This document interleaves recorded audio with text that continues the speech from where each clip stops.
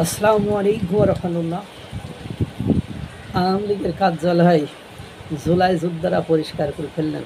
সেখানে যে হাগু গুগু এবং টয়লেট গু ছিল সেগুলো তারাই পরিষ্কার করে ফেলেছেন। আমাদের এক নবী নৌকার ঘটনা, কিস্তির ঘটনা মোটামুটি আপনারা সবাই জানেন। আজ আবার একটু শোনেন যে আল্লাহ তাআলা মহাপ্লাবন দেবেন, এই জন্য নবীকে একটা কিস্তি বানাতে বললেন, একটা নৌকা বানাতে বললেন। তিনি তৈরি করলেন। তৈরি করার পরে যারা নবীকে ভালোবাসতো না, পছন্দ করতো না, তারা কী করলো, এই সেই কিস্তি বা নৌকা সব টয়লেট করে একেবারে ভরে ফেলল।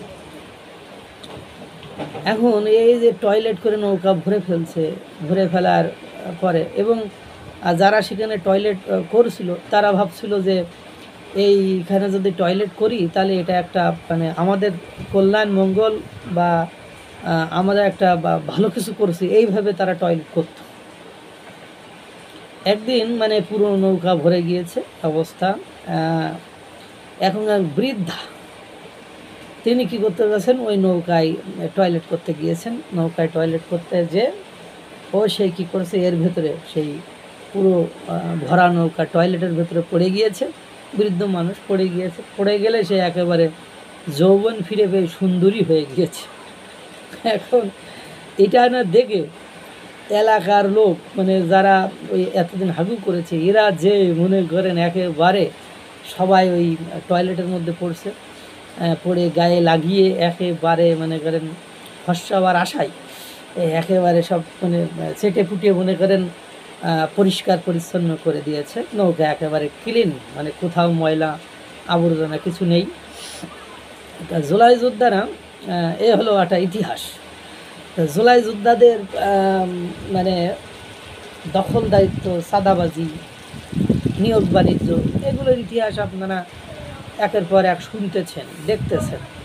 সর্বশেষ যেটা দেখলাম আমরা সেটা হলো জুলাই যোদ্ধারা একেবারে ব্যানার টানার নিয়ে আওয়ামী লীগের যে কেন্দ্রীয় কার্যালয়, সেই কেন্দ্রীয় কার্যালয়ের অফিস, যেটাকে 5ই আগস্টের পরে জনগণ মানে পাবলিক টয়লেটের মতো ইউজ করতো, অনৈতিক কর্মকাণ্ড করতো, সেখানে মলমূত্র ত্যাগ করে ভরে ফেলেছিল।